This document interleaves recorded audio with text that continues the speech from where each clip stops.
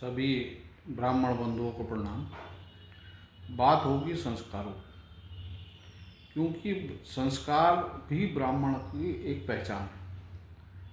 अगर सर्व समाज में जो भी संस्कार आएंगे या जो दिए दिए गए पूर्व में, वो सब ब्राह्मणों ने ही दिए, ऐसा कहा जाता है।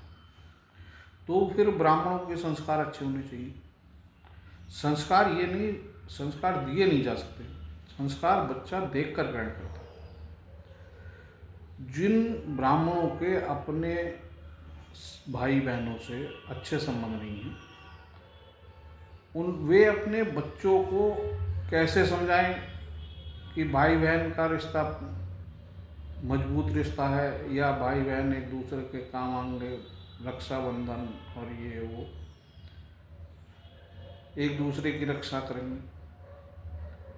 ये जो आपका प्रैक्टिकल अलग है और बच्चा प्रैक्टिकल देख रहा है कि आपके अपने फादर से बढ़िया संबंध नहीं, मदर का सम्मान आप नहीं कर रहे, आप अपने भाई बहनों से आपके संबंध बढ़िया नहीं है, तो वो बच्चा सब ग्रहण कर रहा है। और यही संस्कार, अगर हम जो अपने मदर फादर को वही जो हमारे किताबों में पढ़ाया गया, वो धार्मिक में भी जोड़ा गया, लेकिन धर्मगुरु नहीं बताते। वो किताबों में जोड़ा गया, वो शिक्षक नहीं बताते। जो इतिहास में उसमें किताबों में दर्ज है कि गणेश जी की जो पूजा सर्वप्रथम इसलिए होती है कि उन्होंने अपने मदर फादर को अपना ब्रह्मांड से बड़ा माना, ब्रह्मांड माना।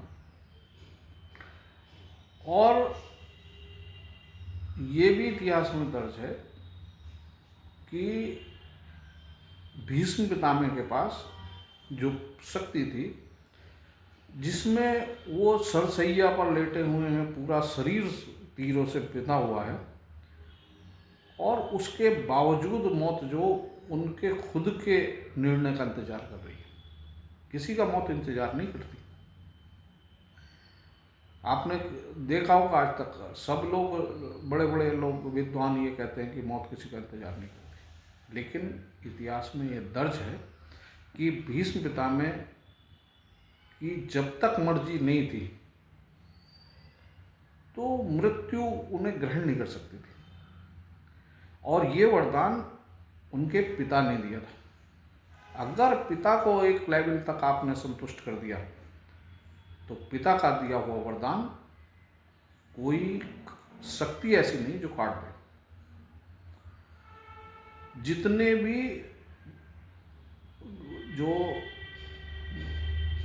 मतलब वरदान हैं, वो जो माता पिताओं ने दिए, वो नहीं काट पाए, और जिन्होंने उनकी बात नहीं मानी वो बचे नहीं। गांधारी ने दुर्योधन को कहा कि नग्न अवस्था में जो आप मेरे सामने आए और मैं आपकी पट्टी खोलूंगी, आपका शरीर वज्र का बना दूंगी, लेकिन वो दूसरों के कहने में आए और शरीर का एक हिस्सा कमजोर रह गया। अगर माता की बात माननी होती तो फिर दुर्योधन को कोई नहीं मार सकता। ऐसे ही जो आप अगर अपने माता पिता के उन पर चलोगे तो फिर आप बिल्कुल ठीक रहोगे। और माता पिता भी जो अगर अपने माता पिता का संस्कार ग्रहण किए हुए हैं तो वे ठीक, अच्छा संस्कार, तो फिर वे वो भी ठीक चलेंगे। जो आप के अपने भाई बहनों से संबंध बढ़िया नहीं, आपके अपने माता पिता से संबंध बढ़िया नहीं, फिर आप बच्चों को क्या संस्कार दे रहे हो। दूसरे जो भी हमें कहने का जो सही है वो बताने का प्रयास है। किसी के अपमान का या किसी का ऐसा कोई वो ठेस भावनाओं को ठेस पहुंचाने का ऐसा कोई उद्देश्य नहीं। बात यह है कि जब संस्कारों की बात होगी तो संस्कार बच्चे में जाएंगे कैसे? बच्चे को आप समझाओ, खुद झूठ बोलो और बच्चे से कहो ईमानदारी की बात करें, तो ये सच नहीं, ये ठीक भी नहीं है। बच्चा जब बड़ा होगा धीरे धीरे वो आपको ही गलत समझने लगेगा कि माता पिता जो गलत बोलते हैं, ये समझाना पड़ेगा। और इसी से ये बुनियाद है, चाहे वो आप जातिवाद की समझ लो, चाहे राष्ट्रवाद की समझ लो, चाहे मानवता की समझ लो, किसी भी चीज़ की आप बुनियाद समझ लेना कि अगर आप परिवार में आपके कुटुंब नहीं है, कुटुंब में आपके मतलब एक परिवार जैसी स्थिति नहीं है, तो फिर समाज भी ऐसे ही होगा, और समाज होगा तो धर्म ऐसा ही होगा, और धर्म होगा तो देश ऐसा होगा। तो फिर जो ये सब आप लोग देख रहे हैं, और जो इसमें सुधार की बहुत ज़्यादा ज़रूरत है। अपनी बहनों से संबंध होना चाहिए। हमने जो किताबों में साहित्यकारों ने कुछ ऐसा वर्णन कर दिया कि जिन्होंने अपनी पत्नी को जुए में लगाया वो धर्मराज बताए गए। अब इससे अन्यथा न ले, ये साहित्यकारों का कारनामा देखते हैं। जिन्होंने अपनी पत्नी को जुए में लगाया वो धर्मराज, और जो अपनी बहन के अपमान के लिए लड़ा, बहन की नाक काटने का मतलब कई होते हैं, अपमान से मतलब संबंध है इसका। जब कोई राइटर कोई बात ना लिख सके तो उसकी जगह उस दूसरे शब्दों का इस्तेमाल कर लेते हैं, और नाक काटने का मतलब, ना कोई नाक काटेगा, नाक काटने का मतलब है अपमान। जो अपनी बहन के अपमान के लिए लड़ा, अब वो किताब कहती है कि वो रावण जानते थे कि राम भगवान है या नहीं जानते, हमें इस बात पे कोई वो नहीं, लेकिन जो बहन के अपमान के लिए लड़ा वो बुराई का प्रतीक। कमाल देखिए आप साहित्यकारों का, आप जिसकी जो अच्छाई है वो अच्छाई में दो, और जो बुराई है वो बुराई में दो। जो दूसरे लोगों को आप शिक्षा दोगे, वो शिक्षा तब दोगे जब आप खुद ठीक हो। तो आपके संस्कार अच्छे होने चाहिए ना। किसी के पैर छूना, किसी को प्रणाम करना, ये कोई संस्कार नहीं है। आप करो या मत करो, आपको लोग खुद करेंगे नमस्कार, प्रणाम करेंगे, आपके पालागन करेंगे आपको, अगर आप संस्कार अच्छे, आपको आदर्श मानेंगे, अपने बच्चों को कहेंगे इनसे प्रेरणा लो, जब आपके संस्कार ठीक। आप किताब कहती है कि जिसने जन्म दिया वो ब्रह्मा जी, जिसने पालन पोषण किया वो भगवान विष्णु जी। तो जन्म देने वाले का भी आपको पता है, और पालन पोषण जो कर रहा है उसका भी आपको पता है। तो भगवान ब्रह्मा जी और भगवान विष्णु जी साक्षात आपके साथ हैं, और आप जो धर्मगुरुओं से पूछते फिर रहे हैं कि साहब कहाँ हैं, तो इस संस्कार ठीक से करो। और आप जो जब आपका सब कुछ बढ़िया हो तो आपके बच्चे आपका सम्मान करेंगे, और फिर जो एक पीढ़ी दर पीढ़ी वो सिस्टम सुधर जाएगा। आपके बच्चे आपको भगवान मान रहे हैं, उनके बच्चे उन्हें भगवान मानेंगे, वही देखेंगे। वो अपनी बहन को सम्मान कर रहे हैं तो वो दूसरे का भी सम्मान करेंगे। बहुत चीज़ें ऐसी हैं जो हमारा जो वैवाहिक अनुष्ठान है वो कहता है कि साहब आपकी शादी के बाद अर्धांगिनी होती है। अर्धांगिनी का मतलब आधा,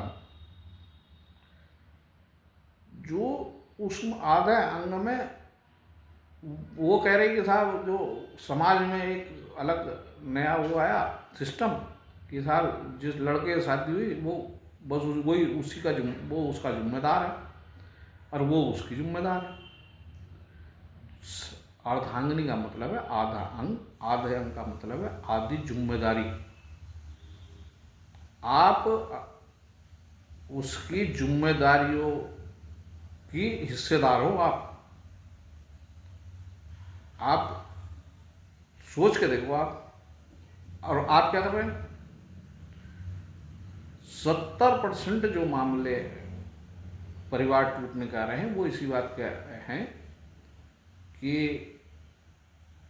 जो भी बहू आ रही हैं वो जो अपनी नंद का सम्मान नहीं कर रही, नंद भी अपने ससुराल जाकर अपने नंद का सम्मान नहीं कर रही, वो अपने सास ससुर का नहीं कर रही, वो दूसरे भी नहीं कर रहे।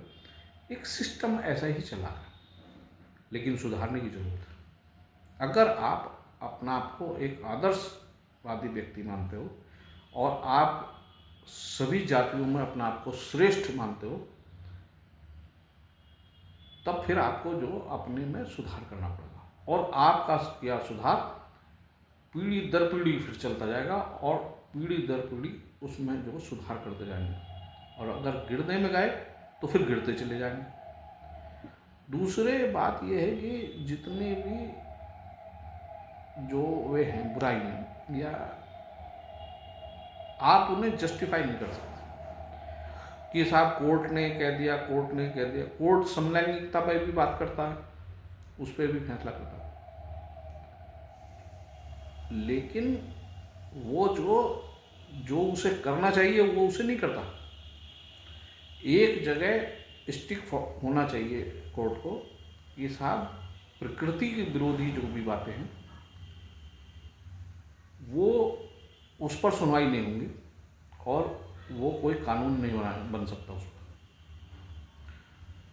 जो भारतीय संस्कृति के विरुद्ध हैं उन पे भी कोई कानून नहीं बनेगा। कोर्ट को कहीं ना कहीं एक जगह एक लाइन खींच लेनी चाहिए। ये थोड़ी कि आप जो बॉयफ्रेंड रखने पे भी फैसला दोगे, और पत्नी के मैरिटल अफेयर्स वाला जो मैटर है उस तरीके के भी आप निर्णय देने लगोगे, ये ठीक नहीं है। कोर्ट का निर्णयों को कोई हमारा मतलब नहीं है चुनौती देने का या कहने का। बात यह है कि इससे समाज में गिरावट आती है। समाज हम कहते हैं कि समाज सुधार लो अपना, समाज व्यक्ति अपना आप को सुधारें। ब्राह्मण है, हम तो ब्राह्मणों की बात करते हैं, ब्राह्मण अपना आप को सुधार ले।